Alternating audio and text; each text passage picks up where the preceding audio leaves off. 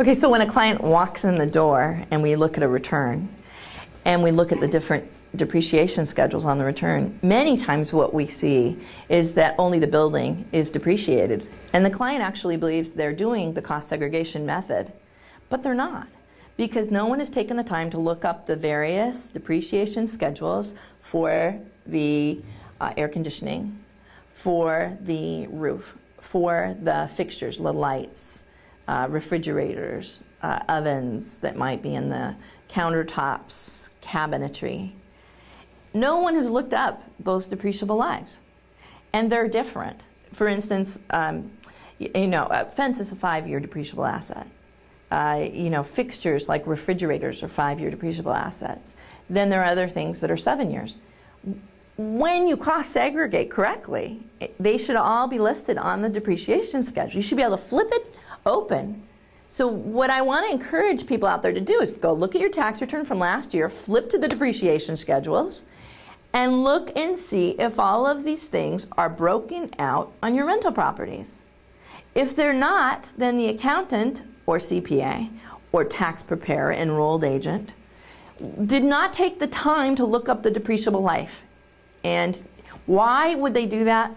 Because most of them are billing you, and that's taking time is money. Time is money to them. They want to fix that return, finish that return as quickly as possible, and their goal is to get people in and out. And we don't operate that way. We don't bill hourly. We bill on a fixed basis. And so we take our time and we do it right. Real estate is what we know. It's what we do. So, when a doctor comes in and he has a practice and he's got a bunch of urgent care facilities, for example, and he says, Marion, what can I do better on my tax returns than what I'm doing now? And I look at all the urgent care facilities, and I see that they're just being depreciated as one big building. And I'm thinking, why is your CAT scanner, X-ray machines not being depreciated separately from the beds, the patient examination beds, from the microscopic equipment, from the testing equipment, from the entryway furniture, the lounge furniture, and they always look at me astounded, and they say, I can't believe this. It's dollars. It adds up to money being left on the table, because if I can push the acceleration of those items into the first 5 years, then the first 5 years is when you pay the most interest on the loan.